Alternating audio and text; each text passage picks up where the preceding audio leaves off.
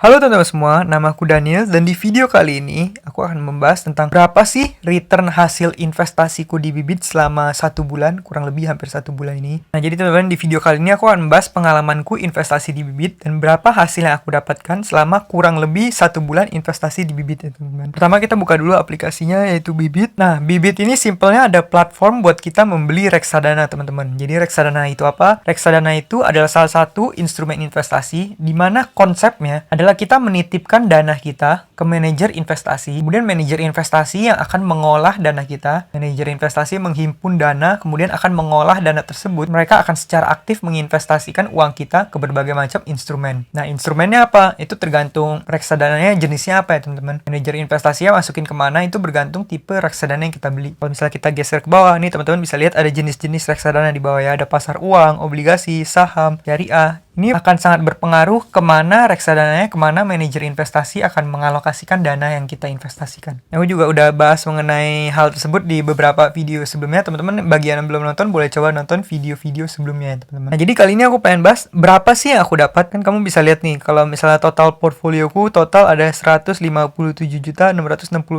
Dan keuntungan yang udah aku dapat, kira-kira sekitar 872.000 ya teman-teman. Dan ini keuntungannya selama kurang lebih kalau nggak salah sekitar 1 bulanan deh kalau nggak salah ya teman-teman. Cuman ada beberapa dana yang aku masukkan belakangan, jadi mungkin ada beberapa dana yang masih belum kehitung ya. Soalnya kan seperti yang kita ketahui kalau kita investasi di Bibit, pas kita masukin dananya nggak bakal langsung dihitung hari itu juga. Namun pasti ada diproses selama 3-5 hari baru dana tersebut masuk ke reksadana ya teman-teman. Jadi ini imbal hasil yang udah aku dapat sekitar 0,56%. Nah reksadana apa aja yang aku beli? Reksadana yang aku beli adalah reksadana obligasi sama pasar uang aja teman-teman. Kenapa aku nggak beli reksadana saham di sini? Karena kalau misalnya saham mungkin aku lebih prefer untuk investasi di luar reksadana ya teman-teman, lebih milih untuk mungkin olah sendiri lebih baik. Nah untuk alokasinya aku hanya taruh 20 juta di pasar uang teman-teman. Teman bisa lihat nih kalau misalnya reksadana pasar uang yang aku pakai adalah Sukor Invest Money Market Fund, dimana return selama 1 tahun terakhirnya 5%. Tapi kalau kita tarik selama 3 tahun CAGR-nya sekitar 6,4. CAGR 5 tahun selama 6,5. CAGR itu maksudnya adalah Compound Annual Growth Rate ya teman-teman. Jadi itu maksudnya seperti pertumbuhan kita secara compounding, kayak return investasi secara compounding. Nah itu kan di angka 5% sekian. Kalau yang obligasi ini Sukor Investable Fund, ini 1 year-nya CAGR-nya 9, tapi kalau kita pencet yang 3 sama 5 masih belum ada karena ini masih tergolong baru ya teman-teman. Jadi kalau misalnya kita lihat dari alokasi dana kan aku taruh sekitar 130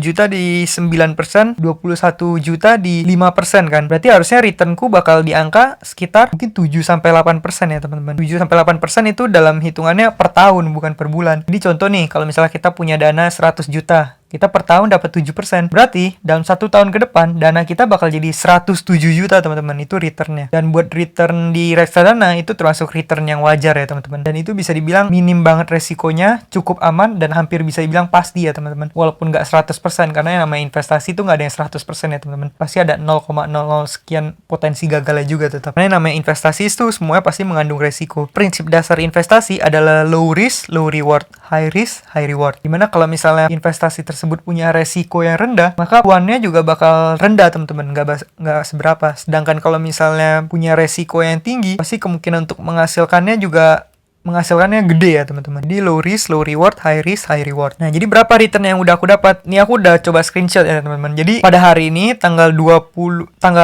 Desember tahun 2021, keuntungan yang aku miliki adalah 872.000 teman-teman. Nah aku udah screenshot hasil dari kemarin di tanggal 8 ya, 837. Tanggap aja 838 ya. Berarti keuntungannya 872 dikurang 838. Berarti keuntunganku secara harian sekitar 34.000. Mana kalau 34.000 itu kita kalikan dengan 34 kali 365 dapat angkanya sekitar 12 juta something. Jadi kalau misalnya kita investasikan 157 juta dalam 1 tahun ya bakal dapat returnnya mungkin sekitar 12 juta sekian teman-teman. 12 juta sekian itu kalau misalnya dibagi total aset 157 66613. Nih, kalau misalnya kita hitung kasarnya, kita bakal dapat 7,87%. Ya, sesuai kan teman-teman dengan tadi alokasi yang kita miliki, 130 juta di angka sekitar 9%, 21 juta sekitar angka 5%. Kalau diakumulasin ya sekitar 7-8%. Bener kan return yang kita bakal dapat ya segitu, teman-teman. Nah, itu termasuk return yang wajar ya, teman-teman. Kalau misalnya kita investasi di obligasi atau pasar uang dan diversifikasiin. Biasanya kalau pasar uang mungkin returnnya sekitar 5-7%. Kalau obligasi mungkin bisa 7-9 atau 10%. Ya, itu tergantung produknya ya, teman-teman. Ada yang lebih rendah, ada yang lebih tinggi juga. Tapi rata-rata emang segitu. Nah, kalau kamu bandingin dengan deposito, pasti tentunya lebih bagus reksadana dong ya. Sedangkan kalau misal kamu investasi di deposito, mungkin kamu hanya dapat sekitar 3-5%, teman-teman. Walaupun memang sih secara profil resiko itu lebih rendah lagi sebenarnya. Cuman kalau misal kita investasi di deposito, biasanya kan pasti ada terminnya ya, teman-teman. Kayak kita misal mau invest kunci selama 6 bulan atau selama 12 bulan, selama 2 tahun. Biasanya dananya itu dikunci. Jadi kita nggak bisa secara fleksibel tarik atau setor, teman-teman. Sedangkan reksadana, ini enaknya kamu bisa setor sama kamu bisa tarik kapanpun. Kamu mendadak tiba-tiba ada bonus, lagi ada 100.000 di kantong kamu. Kamu pengen langsung masukin reksadana. Udah, kamu tinggal transfer aja, teman-teman. Dan dalam 3 hari, uangnya udah bakal masuk. Di hari keesokan lagi, uangnya udah menghasilkan uang lagi. Udah berbunga, walaupun kecil ya, teman-teman. Nah, itu yang enak dari reksadana. Dimana kunci utamanya adalah fleksibilitasnya, teman-teman. Bahkan kalau misalnya kamu lagi pengen nunggu nih. Misalnya kamu lagi pengen masuk ke saham, tapi belum ada saham yang bagus. Bisa juga kamu setor di reksadana. Kan lumayan danamu, walaupun nambah dikit, tapi lumayan banget ya, teman-teman. Kalau mendadak nanti sahamnya baru ada yang salah harga, baru kamu masuk. Nah, makanya fitur seperti ini bisa kita manfaatkan buat hedging dana kita, supaya dana kita nggak berkurang nilainya. Kalau misalnya kita taruh di bank, pasti nilainya berkurang dong ya, teman-teman. Karena seperti yang kita tahu, ada yang namanya inflasi, dimana uang kita setiap tahun pasti nilainya itu menurun. Dan kalau misalnya kita cuma taruh di bank kita, seperti yang kita ketahui, bunga dari bank itu hanya 1 atau bahkan di bawah 1%, teman-teman. Padahal inflasi aja angkanya lebih dari 5%. Sama aja kalau kita taruh di tabungan itu hampir nggak ada nilainya ya, teman-teman. Akan jauh lebih baik kamu kalau mau taruh dana sementara, itu taruhnya di reksadana pasar uang atau obligasi juga nggak apa-apa. Nah, contohnya juga untuk dana darurat nih. Aku juga merekomendasikan kalau kamu mau dana darurat, boleh nih setengahnya kamu taruh di reksadana pasar uang atau obligasi. Setengahnya lagi nggak apa-apa kamu kalau mau taruh di bank, karena yang namanya bank kan mungkin lebih cepet ya, teman-teman. Misalnya kamu lagi butuh dana di hari ini juga dan butuh harus narik hari ini, kan nggak mungkin dong kamu nunggu 3 hari. Misalnya kamu lagi ada keperluan, lagi laptopmu rusak, kamu harus servis karena besoknya kamu perlu pakai buat presentasi. Kan nggak mungkin dong kamu nunggu reksadana cair sampai 3 hari, teman-teman. Nanti 3 hari, padahal presentasinya besok, teman-teman. Nah, jadi demikian ya return yang aku dapatkan di Bibit selama 1 bulan berinvestasi. Nah, kalau teman-teman tanya, apakah returnnya pasti segitu? Ya, sebenarnya returnnya nggak pasti juga, teman-teman. Karena kan performa di masa lalu nggak bakal menjamin performa di masa depan. Namun, biasanya kalau misalnya instrumen seperti pasar uang atau obligasi yang aku ambil ini cenderung bakal 90% lebih itu bakal sama aja ya, teman-teman. Bakal segitu-gitu aja, nggak bakal gimana-gimana banget, teman-teman. Biasanya sih bakal begitu-begitu aja. Cuma kalau saham, itu kan lebih susah diprediksi karena lebih ada volatilitasnya ya, teman-teman. Nah, jadi semua itu bergantung sama reksadana apa yang kamu beli, terus performa reksadana gimana, terus tergantung alokasi kamu gimana. Jadi semua itu sangat bergantung ya, teman-teman. Nah, kan kamu udah tahu nih pengalamanku gimana sih selama investasi di Bibit. Nah, jadi buat kamu yang masih ragu banget, takut investasi, kamu nggak apa-apa nih kalau misalnya kamu mulai dari reksadana. Nah, terus kamu ambil aja instrumen-instrumen yang memiliki drawdown yang rendah atau yang biasanya selalu memiliki garis lurus ke atas naiknya, teman-teman. Seperti yang aku ambil nih. Contohnya aku ambil nih, dua-duanya hanya garis lurus naik ke atas, teman-teman. Jadi drawdownnya bisa dibilang rendah banget. Kalau misalnya kamu lihat nih, coba aku tunjukin ya. Nih, seperti reksadana pasar uang yang aku ambil, yaitu Skor Invest Money Market Fund. Kalau kamu lihat, keuntungannya biasanya harus selalu naik ke atas, teman-teman. Biasanya naik ke atas seperti ini. Nah, drawdownnya juga rendah banget ya. Tuh, teman-teman bisa lihat drawdownnya 0% bahkan, teman-teman. Kalau misalnya ditarik 5 tahun baru ada. Nih, baru ada drawdownnya sedikit, 0,04%. Tapi itu termasuk rendah banget ya, teman-teman. Jadi hampir bisa dibilang hampir nggak ada drawdownnya. Dengan kata lain ya, selalu naik ke atas. Kalau kamu lihat di hasil investasi, setiap hari uangmu bakal hijau terus, teman-teman, istilahnya. Sedangkan yang aku ambil yang kedua adalah obligasi. Ini adalah Skor Invest Stable Fund. Kalau teman-teman lihat, ini juga garis lurus ke atas. Drawdownnya juga rendah banget ya, teman-teman. Kamu bisa lihat kalau misalnya 1 tahun juga masih 0%. Tapi ini sedikit lebih tinggi mungkin. Cuman masih sama aja, tergantung. Masih termasuk sangat rendah ya, teman-teman, kalau kamu bandingin sama investasi di reksadana saham, obligasi yang lainnya. Nah, jadi kalau buat kamu yang masih pemula, buat kamu yang masih suka takut nih kalau lihat investasi kamu tiba-tiba merah, investasinya kebakar, tiba-tiba nanti rugi, portonya merah semua. Nah, kamu cocoknya investasi mulainya dengan investasi yang kayak gini, teman-teman, dengan stable fund atau dengan pasar uang, dimana risknya kecil, returnnya juga kecil. Mungkin bisa jadi hampir 99%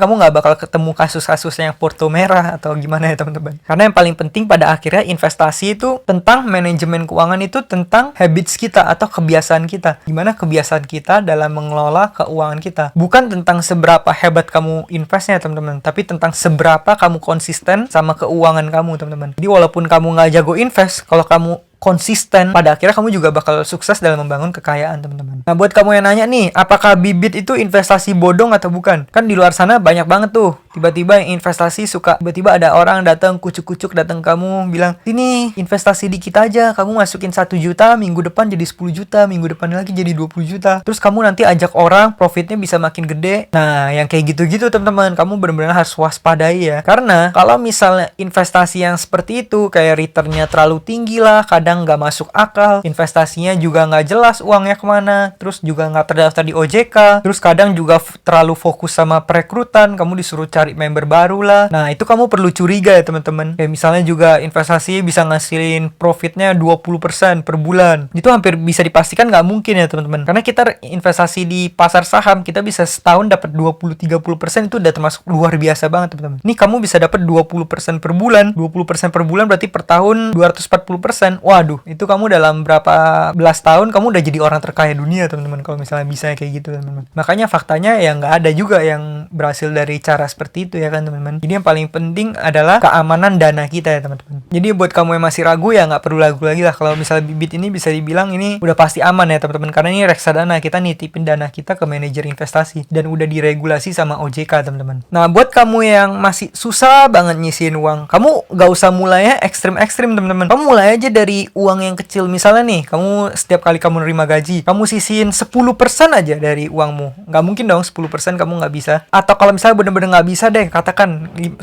juga nggak bisa, ya udah oke, 5%. Kalau misalnya teknik yang sering direkomendasikan yaitu 50-30-20, yaitu 50 untuk keperluan kita, 30% untuk wants kita atau keinginan, 20% untuk investasi. Kamu juga boleh tuh pakai cara itu. Namun kalau misalnya kamu ngerasa, wah 20% masih kegedean, udah deh kamu nggak apa-apa, kamu kurangin jadi 10%. Yang penting kamu ngebentuk habitsnya dulu ya teman-teman, atau kebiasaan. Seperti nama channel ini yaitu Investor Habit, yang aku tekankan adalah kebiasaan teman-teman, kebiasaan berinvestasi. Aku sendiri udah melatih kebiasaan ini, jadi aku setiap bulan selalu menginvestasikan 80% dari penghasilanku ya teman-teman. Nih jadi ada teman kita yang bertanya di channelku, bagi teman-teman yang belum follow dulu ya. Di Instagram kita juga ada teman-teman nih update setiap hari. Jadi kalau misalnya kamu pengen belajar investasi atau mindset positif lainnya, kamu boleh follow Instagram kita ya.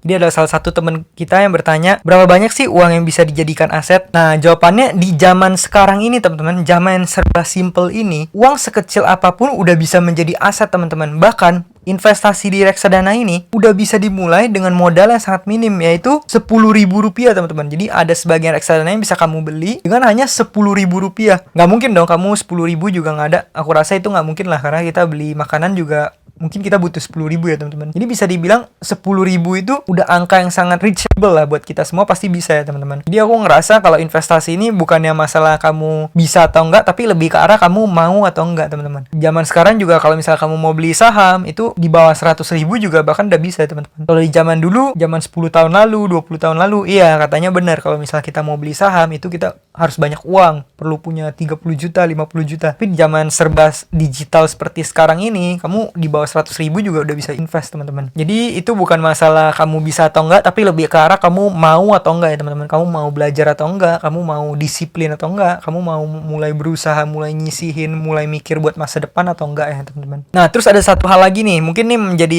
concern bagi sebagian orang. Kalau misalnya contoh kamu punya idealis tertentu, kamu hanya ingin berinvestasi di produk keuangan yang bersifat syariah. Nah kamu juga bisa teman-teman, kamu bisa setting di bibit supaya kamu hanya bisa ditunjukin produk-produk keuangan yang bersifat syariah. Sebenarnya kalau misalnya setting ada di sini teman-teman, setting terus di atas smart login nih biasa ada pilihan. Ini aku bakal tunjukin ya. Nih harusnya tampilannya seperti ini. Jadi data pribadi, setting, e-statement. Nah di bawahnya ada bibit syariah, di atasnya smart login, di bawah e-statement. Harusnya di sini ya teman-teman, tapi nggak tahu entah kenapa di aplikasiku nggak ada. Mungkin kamu coba update aplikasimu. Jadi di sini teman-teman ada bibit syariah. Kalau misalnya kamu aktifin Bibit Syariah ini, nanti Bibit akan secara otomatis cuma nunjukin kamu produk-produk keuangan atau reksadana yang bersifat syariah. Jadi buat kamu yang misalnya punya idealis hanya ingin berinvestasi di produk keuangan syariah, kamu bisa aktifin tombol itu ya teman-teman. Jadi bener-bener nggak ada alasan lagi buat kamu nggak berinvestasi. Jadi kalau misalnya kita mau membangun kekayaan atau kita mau investasi, kita bukan nunggu uangnya banyak dulu baru kita mulai invest teman-teman. Tapi yang harus kita lakukan adalah kita invest, maka uang kita suatu saat akan beranak cucu jadi banyak teman-teman. Jadi bukannya kita nunggu uang banyak dulu baru invest, tapi invest dulu baru uang jadi banyak ya teman-teman. Jadi teman-teman udah bener-bener nggak ada alasan untuk nggak memulai investasi ya. Nah sekian pembahasan kita teman-teman. Bagi teman-teman yang mau invest, kamu bisa pakai kode referralku yang udah aku tulis di bawah. Kalau misalnya kamu pakai kode referralku, nanti kita sama-sama dapat bonus. Kamu dapat 25.000, aku dapat 25.000 juga. Lumayan ya teman-teman, buat makan 2 atau 3 kali kan lumayan banget. Nah terima kasih teman-teman. Buat teman-teman yang merasa video ini bermanfaat, bisa share ke teman-teman kalian. Dan akhir kata, semoga video ini bisa bermanfaat, memberikan insight baru buat kalian semua. Dan jangan lupa untuk selalu invest in yourself. Sampai jumpa di video berikutnya. Bye.